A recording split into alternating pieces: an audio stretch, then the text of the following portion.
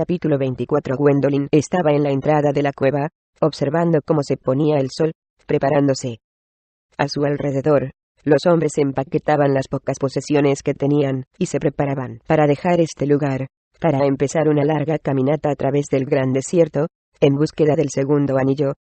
Gwen entendió que era el momento de buscar un nuevo hogar, un hogar permanente. Su gente lo necesitaba, y lo merecían.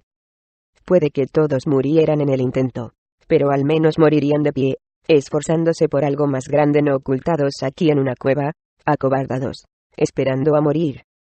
Le había llevado un ciclo entero de luna darse cuenta de esto, deshacerse de la depresión de echar de menos a Gwyne y a Thor. Aquella depresión todavía colgaba de ella. Sin embargo, ahora, Gwen era capaz de sobrellevarla, no permitiendo que le impidiera funcionar en el mundo. Después de todo, rendirse ante su depresión no cambiaría su circunstancia, tan solo empeoraría su vida. Por supuesto, Gwen sentía una profunda sensación de dolor y pérdida al aceptar el hecho de que Thorgrim y Gwyne podrían no volver nunca a ella. Sentía que le quedaba poco por lo que vivir. Pero pensaba en su padre, y en su padre, antes de él una larga línea de reyes que habían visto grandes calamidades, y que habían depositado su fe en ella, y ella sacaba fuerzas de su ejemplo. Se obligaba a ser fuerte, a concentrarse en lo que tenía entre manos. Tenía un pueblo al que dirigir. Lo tenía que llevar a buen recaudo. «Mi señora», dijo una voz insistente. Gwendolyn se giró, y se sorprendió al ver a uno de los aldeanos allí de pie en la entrada de la cueva, sin respiración, mirándola seriamente. «¿Por qué has venido a plena luz del día?», preguntó Gwendolyn, sobresaltada. «Tenemos un asunto urgente», dijo el deprisa. «Se os requiere en la reunión de nuestra aldea, inmediatamente. A todos vosotros». Kendrick y Godfrey se acercaron a su lado, parecían tan confundidos como ella. «¿Por qué querríais a nuestro pueblo en vuestra reunión?», preguntó ella. «Especialmente durante el día». El mensajero, todavía recuperando la respiración, asintió con la cabeza. «Es un asunto que nos afecta a todos, mi señora. Antes de partir, por favor, venid». Se dio la vuelta, y se fue corriendo, y Gwen observaba cómo se iba profundamente confundida. «¿Qué pueden querer?», preguntó ella. «Nos suplicaron que nunca nos dejáramos ver antes de que oscureciera». «Quizás no quieren que nos vayamos», dijo Godfrey.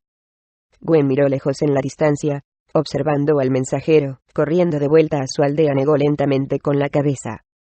«No», dijo. «Me temo algo mucho peor».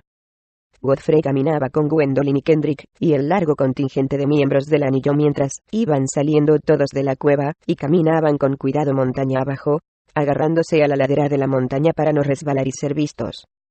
Mientras se acercaban a la aldea, divisaron centenares de aldeanos amontonados alrededor del centro de la aldea y pudo sentir el caos desde aquí. Todos tenían una mirada perturbada y tuvo la sensación de que algo horrible había sucedido. Al entrar a la aldea, Godfrey vio al chico en el centro de la multitud, el hermano de Sandara, al que llamaban Darius. A su lado, había una chica que parecía ser su chica, le llamaban Lottie. Estaban frente a los mayores de la aldea y la chica parecía muy turbada. Godfrey se preguntaba qué había pasado. Godfrey se unió a Gwen y a los demás mientras se acercaban al centro en silencio. «¿Pero por qué lo mataste?», dijo una voz, llevada por el pánico, condenando. Godfrey se giró y vio a una mujer que podría ser la madre de Lottie, al lado de los mayores, gritándole. «¿No has aprendido nada? ¿Cómo puedes haber sido tan estúpida?». «No me lo pensé», dijo Lottie. «Simplemente reaccioné. Estaban azotando a mi hermano. ¿Y qué?». Bokbu, el más anciano de la aldea, le gritó. «A todos nosotros nos azotan, cada día. Pero nadie es tan estúpido como para volverse, y mucho menos matarlos. Has traído la muerte sobre nosotros. Sobre cada uno de nosotros. ¿Y qué me decís del imperio?», exclamó Darius, al lado de ella, defendiéndola. «¿No han roto las normas también?». El aldeano, en silencio, lo miró. «Ellos tienen el poder», dijo uno de los mayores. «Ellos hacen las normas. ¿Y por qué deberían tener ellos el poder?», dijo Darius. «Solo porque tienen más hombres». Bokbu asintió con la cabeza. Lo que has hecho hoy, Loti, ha sido estúpido. Muy, muy estúpido. Te dejaste llevar por la pasión, y fue imprudente. Cambiará el curso de nuestra aldea para siempre. Pronto vendrán aquí. Y no solo con un hombre, con 100 hombres, quizás 1000. Vendrán con armaduras y armas, y nos matarán a todos. Lo siento, dijo Loti, fuerte, enérgicamente, para que todo el mundo la oyera, pero no me arrepiento. Lo haría de nuevo por mi hermano. La multitud jadeaba escandalizada, y el padre de Loti se adelantó, y le dio una bofetada en la cara. Siento haberte tenido, dijo, mirándola mal. Su padre levantó la mano para golpearla de nuevo. Pero esta vez, Darius corrió hacia adelante, le cogió por la muñeca en el aire, y la aguantó. El padre de Loti miró a Darius, una mirada de perplejidad y rabia en su cara, mientras Darius clavaba los ojos en él. No le pongas la mano encima, amenazó Darius. Tú, pequeño bastardo, respondió su padre. Te pueden colgar por esto. No faltes al respeto a los mayores. Entonces, colgadme, replicó Darius. El padre de Loti lo miraba con rabia fijamente. Finalmente se echó hacia atrás cuando Darius lo soltó.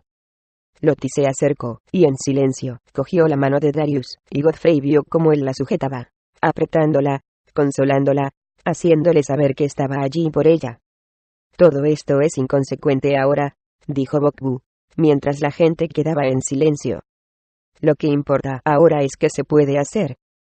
Toda la aldea se miraban los unos a los otros en el grueso silencio, y Godfrey los miraba a todos, perplejo por lo que había pasado. Claramente, esto lo cambiaba todo.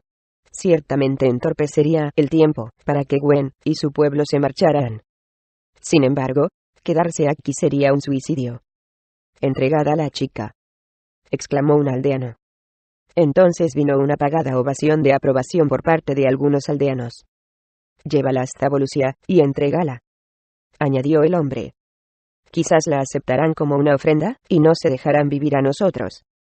Entonces se oyeron unos cuantos gruñidos de aprobación por parte de algunos aldeanos, pero no de otros. Claramente, estaban divididos. ¿No la tocaréis?, gritó Locke, el hermano de Loti. No, sin pasar por encima de mi cadáver. O del mío, exclamó Darius. Los aldeanos rieron como fa. ¿Y qué van a hacer un cojo y un chico de pelo largo para detenernos? Entonces hubo una risa de mofa de entre una esquina de la multitud, y Godfrey agarró fuerte la empuñadura de su espada, preguntándose si estaba a punto de estallar una lucha. Ya es suficiente, exclamó Bokbu. ¿No veis lo que el imperio nos ha hecho? Luchamos entre nosotros cuando tendríamos que estar luchando con ellos. Nos hemos vuelto verdaderamente como ellos. La multitud quedó en silencio, mientras los aldeanos agachaban sus cabezas, humillados. No, continuó Bokbu. Prepararemos nuestra defensa. Moriremos de todas maneras, por lo tanto moriremos luchando. Tomaremos posiciones, y los atacaremos cuando lleguen.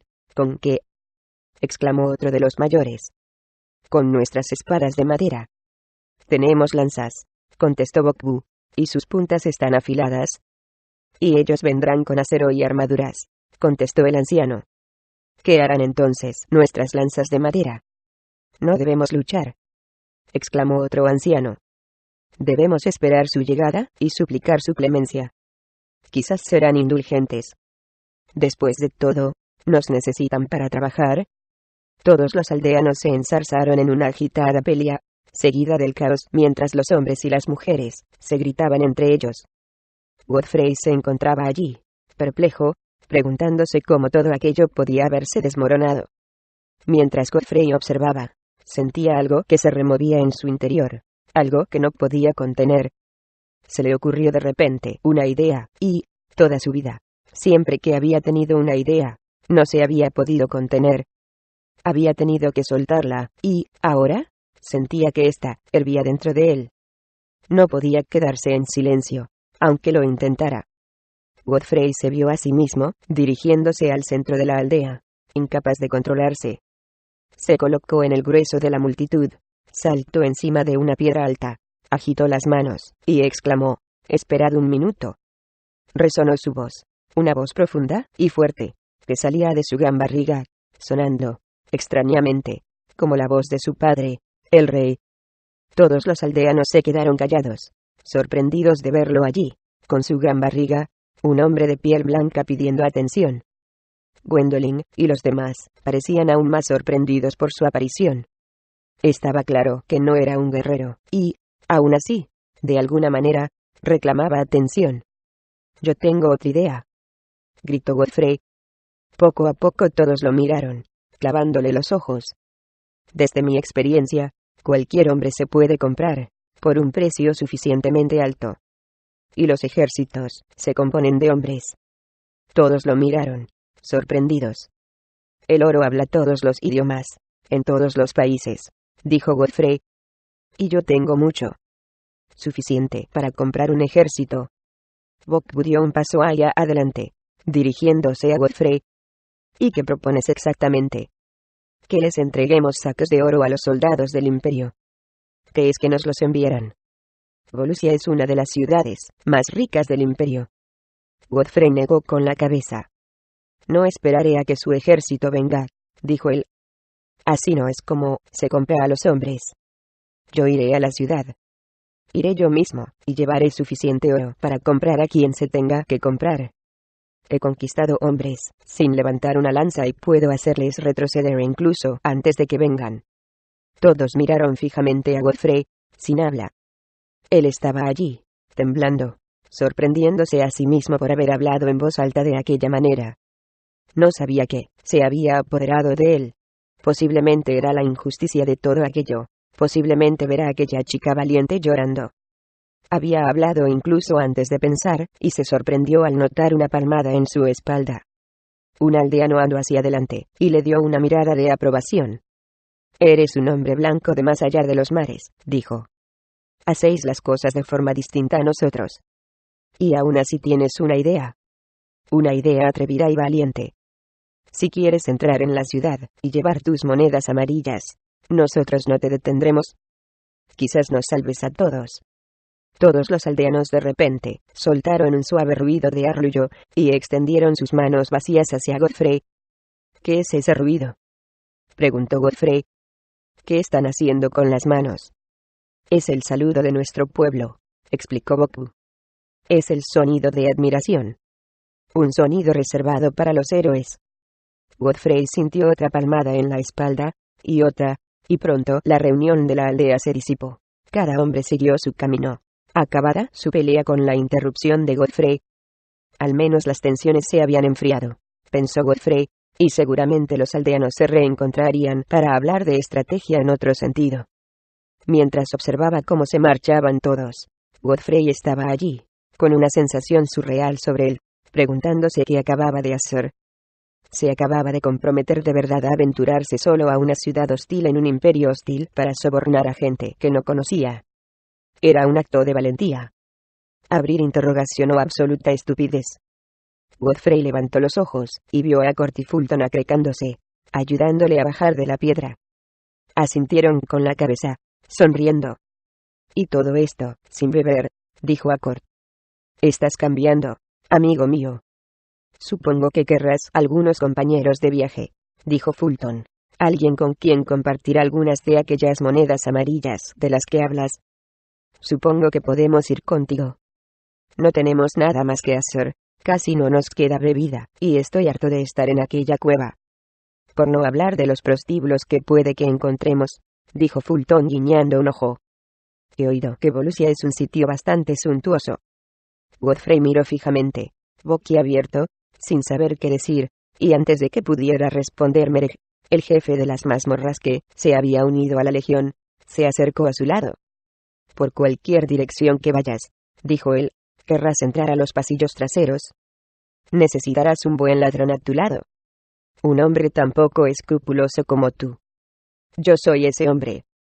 Godfrey le echó un vistazo casi de su edad.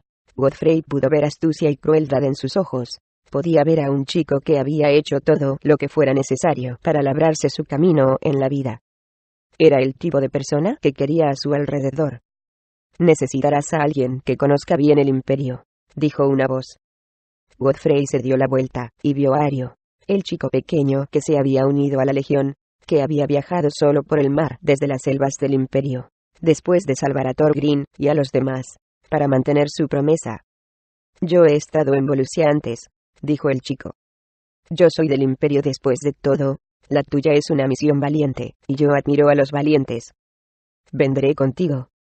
Te seguiré hasta la batalla, dijo Godfrey, abrumado por la angustia cuando empezaba a ser consciente de la realidad. Muy bien, jovencito, dijo Accord, pero aquí no habrá ninguna batalla. Los hombres mueren en la batalla. Y no tenemos pensado morir. Esto no será una batalla. Será una expedición a la ciudad. Una oportunidad para comprar cerveza, algunas mujeres, y pagar a las personas adecuadas el precio adecuado, y volver a casa como héroes inverosímiles. ¿Verdad, Godfrey? Godfrey lo miró fijamente, como si no lo comprendiera, y asintió a continuación. ¿Eso era de lo que se trataba? Ya ni siquiera lo sabía. Lo único que sabía es que había abierto su bocaza, y ahora estaba comprometido. Porque era que cuando había problemas, esta vena le vencía, esta vena de su padre. Era caballerosidad. O impetuosidad. Godfrey alzó la vista, y vio a su hermana Gwendolyn, y a su hermano Kendrick acercarse. Se acercaron a él, y lo miraron seriamente. Nuestro padre estaría orgulloso, dijo Kendrick. Nosotros estamos orgullosos. Fue un ofrecimiento valiente. Te has ganado la amistad de este pueblo, dijo Gwendolyn.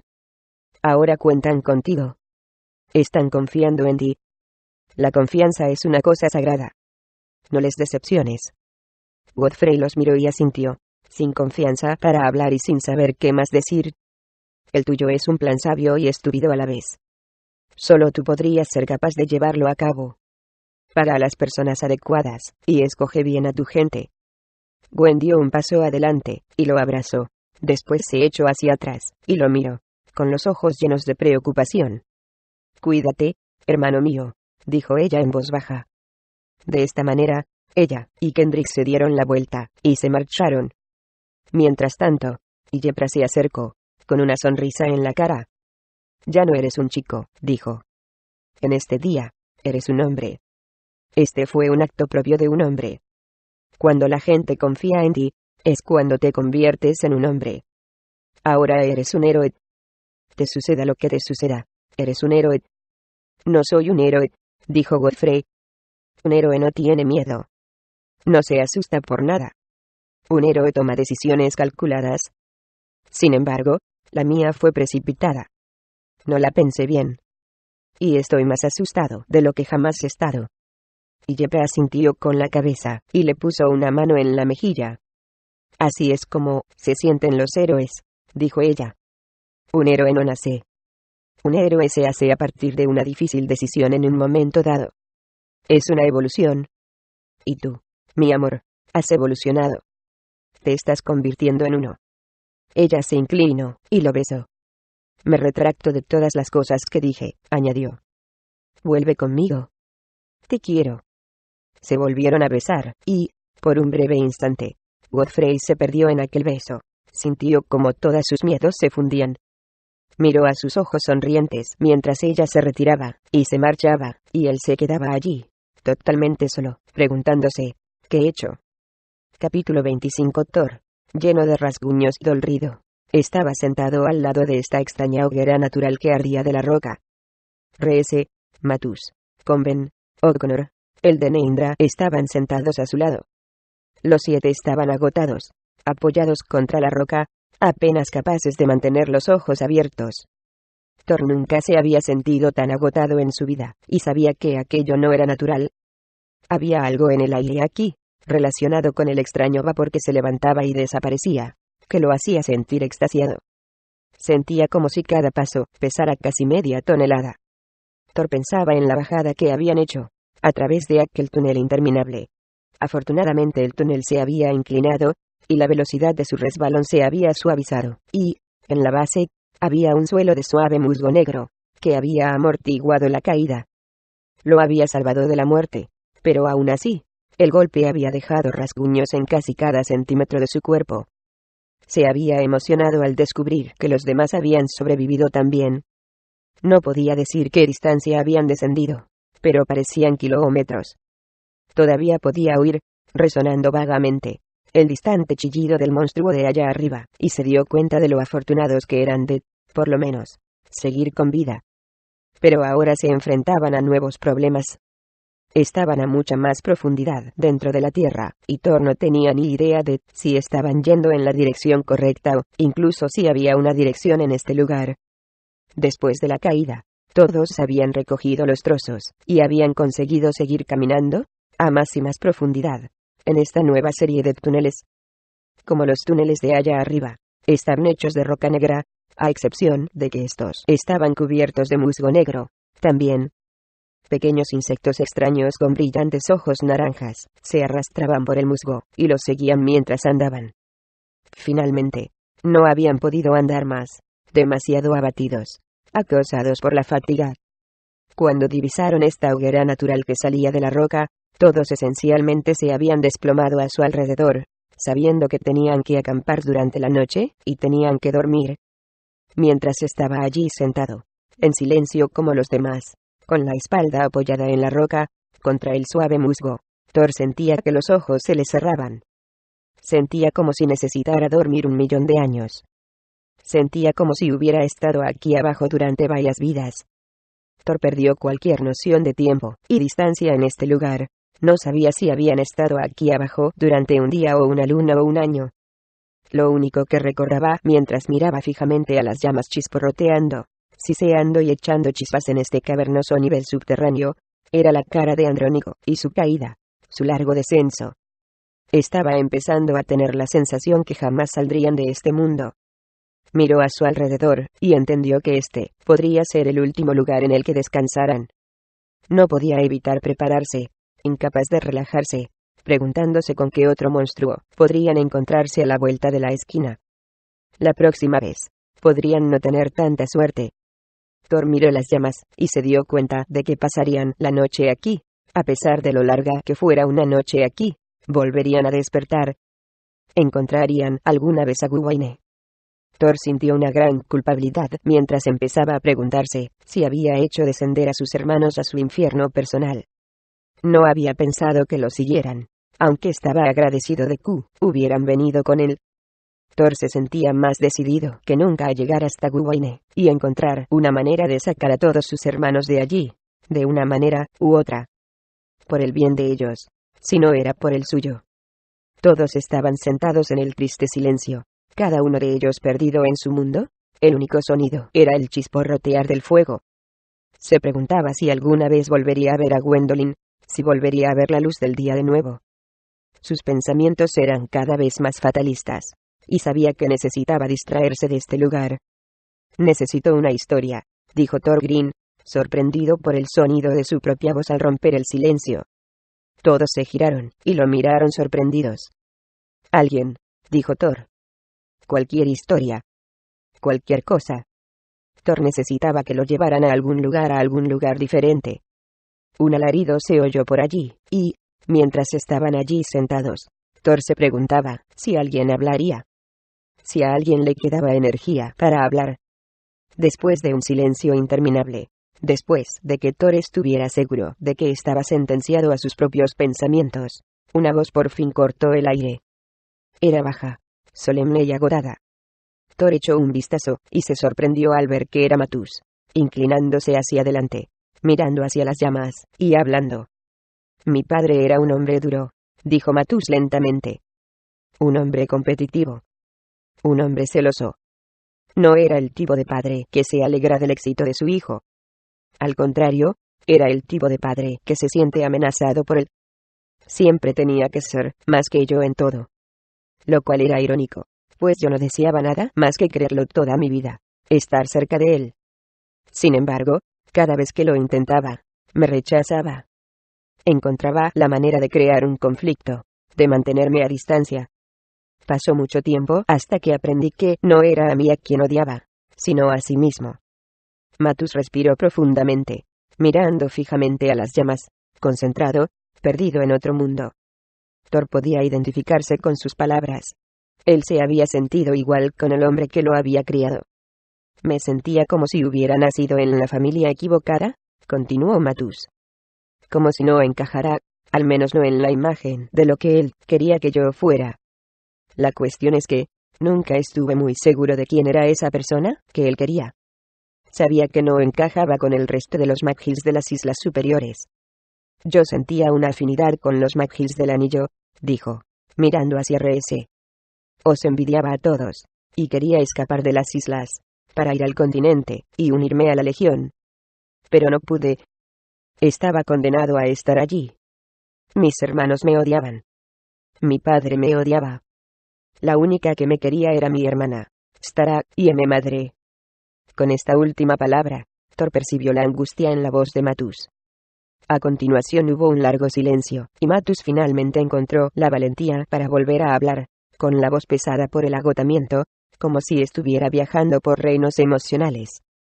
Un día, dijo Matus finalmente, aclarándose la garganta, cuando tenía quizás unos 13 años, mi padre me llamó para una cacería. Era una cacería pensada para mis hermanos mayores, pero él me retó a unirme.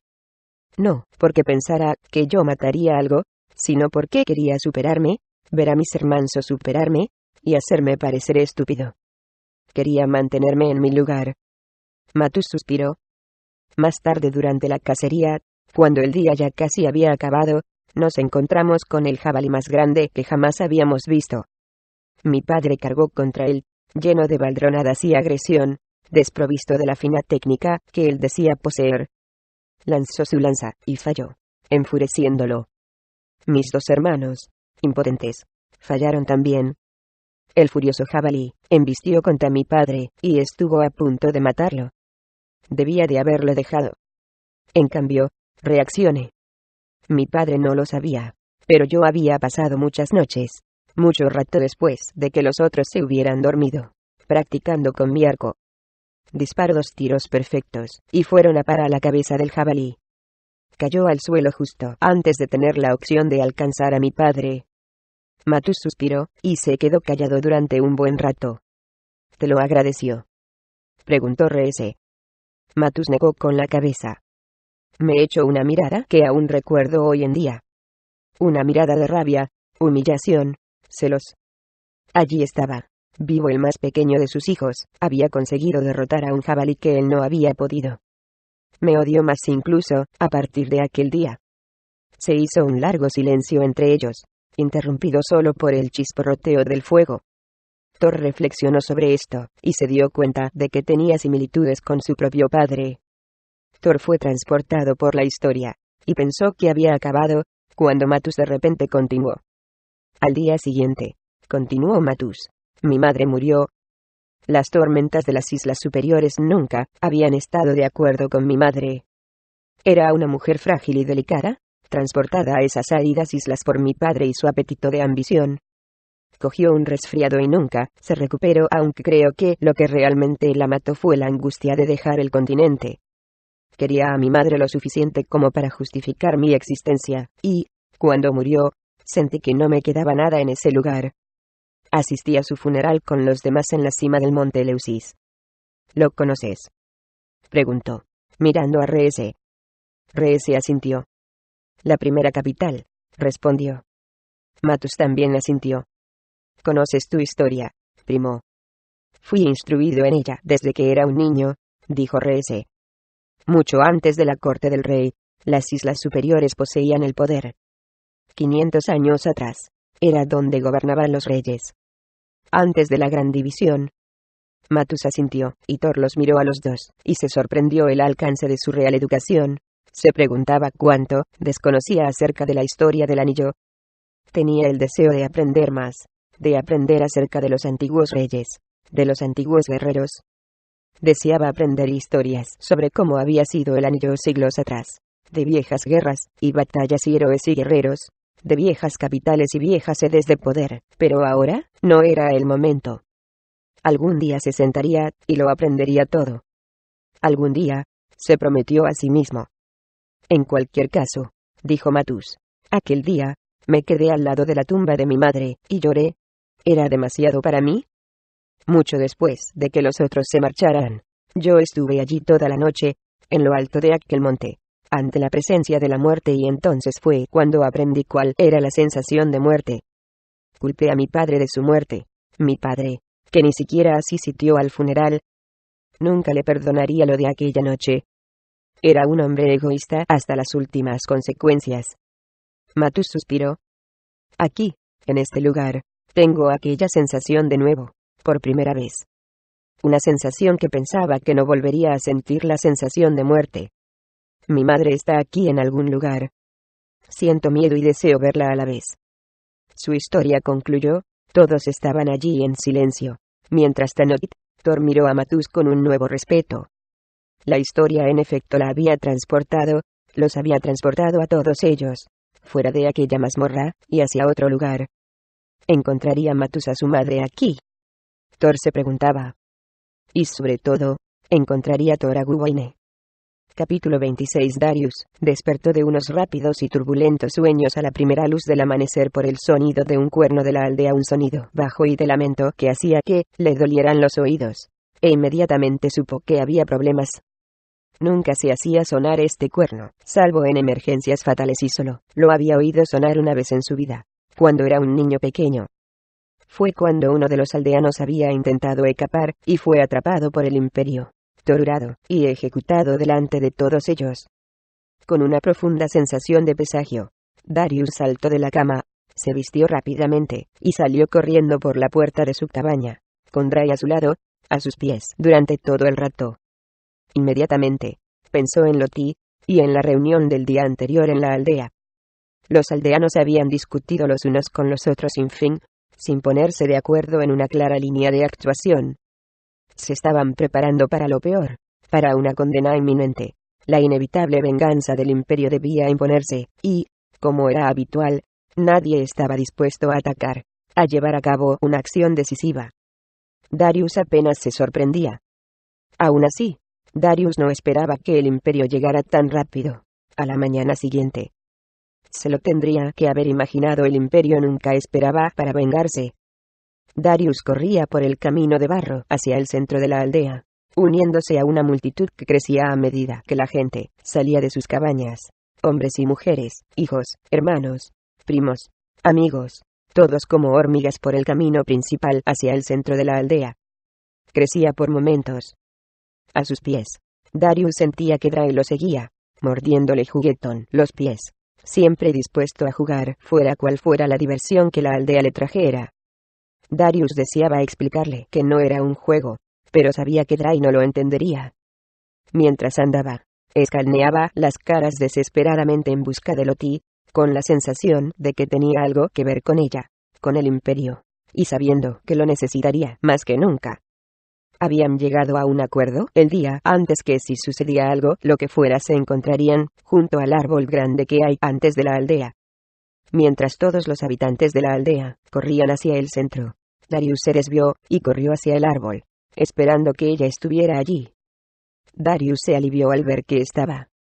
Allí estaba, escaneando la multitud, claramente buscándolo, también, con el pánico escrito en su rostro. Llegó hasta allá y ella se apresuró a sus brazos, con los ojos rojos de haber llorado. Solo podía imaginarse la larga noche que había pasado, especialmente dentro de la casa que la desaprobaba. Darius, susurró en su oído, con una toma de aliento, y él pudo escuchar el alivio y el miedo en su voz.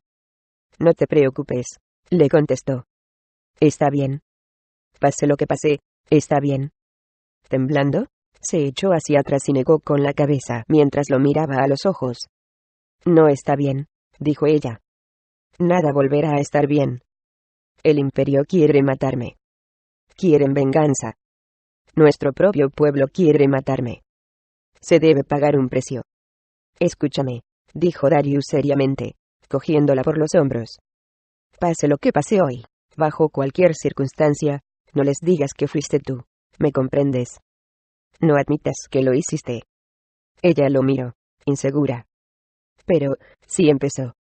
Él negó con la cabeza firmemente. No, dijo él, con toda la seriedad que podía. Prométemelo. Lo miró a los ojos, y, mientras lo hacía, Darius podía ver cómo se fortalecían, lentamente ganaban resolución. Ella asintió, y empezó a erguirse un poco más. «Lo prometo», dijo en voz baja. Darius asintió. Satisfecho, la tomó de la mano, y la llevó rápidamente por el camino hacia el centro de la aldea. Giraron la esquina, y, al hacerlo, Darius vio que toda la aldea se había concentrado en el centro, mientras el cuerno sonaba de nuevo. Cuando Darius miró hacia arriba, pasadas sus caras, con la primera luz del amanecer, su corazón se encogió ante lo que vio. Allí, en el horizonte, bloqueando el camino de la aldea, había una enorme fuerza del imperio, centenares de soldados con sus armaduras completas. Habían filas desertas, escuadrones de soldados delante de ellos, empuñando toda clase de armas de acero, muy disciplinados, erguidos, esperando la orden para matar. No hacía falta decir nada más. Darius miraba a su gente, y podía ver la tensión y el miedo. Sus aldeanos no tenían armas de verdad con las que contraatacar. No sería una lucha de verdad, en cualquier caso, no contra este ejército profesional. Darius se preparó para el inevitable ataque que vendría a continuación, esperando a que el imperio atacara. En cambio, hubo, extrañamente, un largo e incómodo silencio. El imperio simplemente estaba allí, de cara a ellos, con sus banderas, ondulándose con el viento de la mañana, como si quisieran aguantarlo todo. Finalmente, el comandante del imperio se adelantó, por delante de sus hombres, flanqueado por una docena de soldados, y se puso de cara a los aldeanos. «Se ha derramado sangre», gritó fuerte, «y con sangre se pagará. Vuestro pueblo se ha llevado a uno de los nuestros. Habéis quebrantado la norma capital. Nuestros dos pueblos han vivido en armonía el uno con el otro, porque vosotros, y las generaciones anteriores a vosotros, han vivido de acuerdo con las normas. Sabíais cuál era el precio por romperlas». Hizo una pausa. «Sangre por sangre», exclamó. «Nuestra gran emperadora, Volusia, la más grande de las reinas de Volusia, el dios del este, y gobernadora suprema del mar y de sus barcos, ha decidido, en su abundante misericordia, no mataros a todos. A cambio, solo torturaremos, y mataremos a uno de vosotros, el responsable de este acto atroz. Solo os ofrecerá esta gran gracia una vez, y solo, porque ayer fue la festividad de nuestros dioses». Entonces hubo una larga pausa. El único sonido era el ondear de las banderas, mientras el comandante dejaba que sus palabras calaran. «¿Ahora?», exclamó. «El que lo hizo, que dé un paso al frente, admita sus crímenes, y sufrirá la muerte por su pueblo. No se os hará esta generosa oferta 2 veces. Que dé un paso al frente ahora». Todos los aldeanos estaban allí, y Darius los observaba, viendo el pánico en sus rostros. Algunos se giraron a mirar a Loti, como si debatiendo si la delataban. Darius vio que Loti empezaba a llorar, y notaba cómo le temblaba la mano dentro de la suya. Podía percibir que no estaba segura de qué hacer. Sentía que estaba a punto de dar un paso adelante, y confesar. Y él sabía que allí, y entonces, fuera cual fuera el precio, era algo que su honor no permitiría. Darius la miró. «Recuerda tu promesa», dijo él en voz baja. Darius, resuelto, de repente se adelantó, dando varios pasos por delante de los otros. Entonces hubo un grito sofocado de su pueblo al hacerlo. «Fui yo, comandante», exclamó Darius, su voz resonando en el tranquilo aire de la mañana. Darius sentía que temblaba por dentro, pero se negaba a mostrarlo. Estaba decidido a ser más fuerte que su miedo, a superarlo. Allí estaba, barbilla en alto, pecho hacia afuera, mirando fijamente, y con orgullo, desafiante, al imperio. «¿Fui yo el que mató al capataz?». El comandante del imperio lo miró serio y fijamente durante un buen rato. Un hombre alto, con la típica piel amarilla, los 2 pequeños cuernos, y los ojos rojos de la raza del imperio, con los cuernos, la enorme estructura corporal. Darius podía ver en sus ojos una mirada de respeto. «Has confesado tus crímenes», exclamó. «Eso está bien. Como premio, te torturaremos rápidamente antes de matarte». El comandante hizo una señal con la cabeza a sus hombres, y hubo un sonido de armaduras y espolones, mientras media docena de soldados marchaban hacia adelante, rodeando a Darius, cada uno de ellos, agarrándolo brutalmente por el brazo y arrastrándolo hasta el comandante. Dry gruñó, y saltó, clavando los dientes en la espinilla de uno de ellos, y el soldado gritó a la vez que soltaba a Darius. Dray soltó un sonido bravo mientras tiraba de él, derramando sangre. El soldado incapaz de deshacerse de él. El soldado agarró su espada, y Darius supo que debía actuar con rapidez, si quería salvar la vida a Dray. Dray cerrar admiración dos, exclamó Darius tajantemente. Vete a casa. Ahora. Darius usó su voz más fiera, rogando que Dray la escuchara, y Dray de repente lo soltó. Se dio la vuelta, y se fue corriendo hacia la multitud. Por poco escapó de la espada del soldado, que no dio a otra cosa que no fuera aire. Todos se dieron la vuelta, y continuaron arrastrando a Darius. No. Gritó una voz. Todos se detuvieron y vieron cómo Lottie se adelantaba, llorando. Él no lo hizo. Es inocente. Lo hice yo, dijo en voz alta. El comandante, confundido, miraba de allá hacia Darius, preguntándose a quién peor. Las palabras de una mujer, intentando salvar a su marido, exclamó Darius. No os la creáis. El comandante del imperio miraba de un lado hacia el otro, el corazón de Darius latía fuerte, con esperanzas, rogando que el capataz lo creyera a él. ¿Realmente piensa que una mujer frágil podría estrangular a un capataz todopoderoso?, añadió Darius. Finalmente, el comandante hizo una sonrisa estirada. Nos insultas, dijo el comandante a Lottie, si crees que una mujer débil como tú puede matar a nuestros hombres. Si así fuera, yo mismo los mataría. Guarda tu lengua, mujer, antes de que te la corte con mi espada. No, exclamó Lottie. Darius vio unos hombres que se adelantaban, y la refrenaban, echándola hacia atrás, mientras ella los azotaba. Estaba abrumado por su lealtad hacia él, y lo emocionaba profundamente. Le daba consuelo, antes de lo que él sabía que sería su muerte. Darius sentía cómo tiraban de él, y pronto se encontró atado a un palo, de cara al mismo, atado a él por las manos y los tobillos.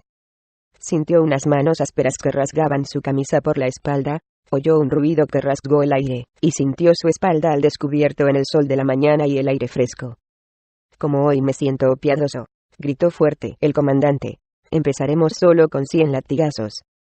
Darius tragó saliva, negándose a permitir que nadie viera el miedo en su rostro mientras sus muñecas se sujetaban firmemente a la madera.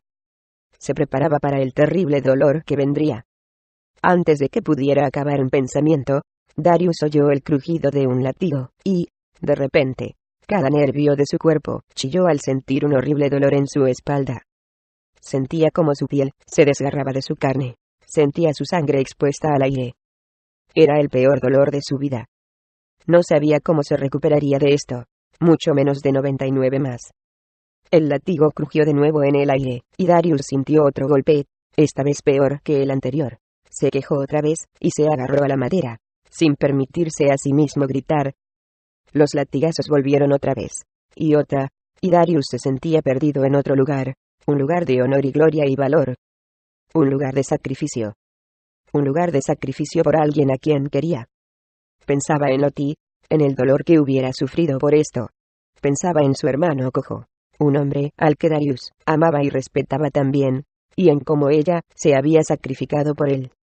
Aguantó el siguiente latigazo, y el siguiente, sabiendo que los aguantaba por ella. Darius se retiraba más y más profundamente en sí mismo, en un sitio de escape, y mientras lo hacía, sentía una conocida sensación que crecía dentro de él, sentía un calor que subía hasta sus manos. Sentía como su cuerpo deseaba usar su poder. Ansiaba poderlo utilizar. Sabía que, si lo hacía, podría librarse de aquello. Podría vencerlos a todos. Pero Darius no lo permitiría. Se paró a sí mismo, impidiendo que se desarrollara. Le daba miedo usarlo. Y por mucho que lo deseara, no quería ser un exiliado en su pueblo. Prefería morir mártir que ser recordado como un mago al que llenaran de injurias. Vino otro latigazo, después otro, y Darius luchaba por resistir. Respiraba con dificultad y daría cualquier cosa a cambio de agua. Estaba empezando a preguntarse si lo sobreviviría cuando, de repente, una voz cortó el aire. «Basta», dijo la voz en alto. «Tenéis al hombre equivocado». El crujido del látigo cesó, y Darius se dio la vuelta débilmente, y se sorprendió al ver a Locke, el hermano cojo de Loti, dando un paso por delante de los demás. Fui yo quien mató al capataz, dijo Locke. El comandante del imperio lo miró fijamente, confundido. Tú, dijo en voz alta, mirándolo de arriba abajo con descrédito. De repente, Raj dio un paso adelante, poniéndose al lado de Locke. No, exclamó Raj. Fui yo quien lo mató. Desmond dio un paso adelante, al lado de Raj. No, fui yo, gritó Lucy. Se hizo un largo y tenso silencio entre la multitud, hasta que finalmente, uno a uno, todos los amigos de Darius dieron un paso hacia adelante. No, fui yo, resonaba una voz tras otra. Darius se sentía profundamente agradecido a sus hermanos, muy conmovido por su lealtad. Le hacía sentir querer morir 1.000.000 de muertes por ellos. Todos ellos estaban allí, encarándose con orgullo al imperio, docenas de ellos dando un paso adelante, todos deseando ser castigados en su lugar. El comandante del imperio protestó hacia todos ellos, y soltó un gruñido de frustración. Se dirigió hacia Darius y Darius sintió unas manos ásperas tras su espalda, mientras el comandante le agarraba fuerte. Se inclinaba hacia adelante, y le susurraba al oído, con su aliento caliente en su nuca. Debería matarte, chico, dijo furioso, por mentirme. Darius sintió que una daga presionaba su garganta, sentía como el comandante la apretaba contra su piel, y sintió que podría hacerlo. En cambio, Darius de repente sintió un tirón en el pelo, su larga y despeinada coleta hacia atrás, y, de repente, notó el filo, tocando su pelo, el pelo que no se había cortado desde que nació. Un pequeño detalle, para que te acuerdes de mí, dijo el comandante, con una oscura sonrisa en los labios. No, exclamó Darius. De alguna manera, la idea de que le cortaran el pelo le afectaba más que ser azotado. La aldea lanzó un grito ahogado cuando, con un corte limpio, el comandante tiró su pelo hacia atrás, y lo cortó de tajo. Darius bajó la cabeza. Se sentía humillado, desnudo. El comandante cortó las cuerdas que le ataban los tobillos y los pies, y Darius se desplomó en el suelo. Débil por los golpes, desorientado, Darius sentía las miradas de su gente encima de él, y, a pesar de lo doloroso que era, se obligó a ponerse de pie. Se puso de pie con orgullo, y miró al comandante, desafiante. El comandante, sin embargo, se dio la vuelta, y se dirigió a la multitud. «Alguien está mintiendo», gritó fuerte. «Tenéis un día para decidiros. Mañana, cuando rompa el día, volveré.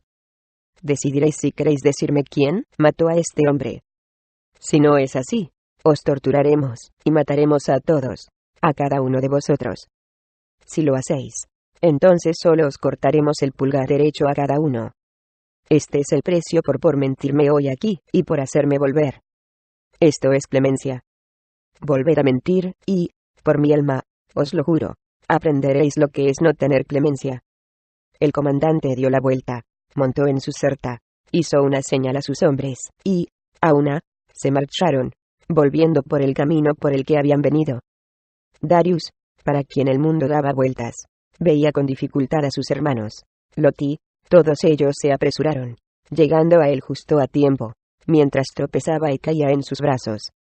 «¿Cuántas cosas pueden pasar?», pensaba, mirando al sol antes de perder la conciencia, antes de que rompa el día barra amanezca.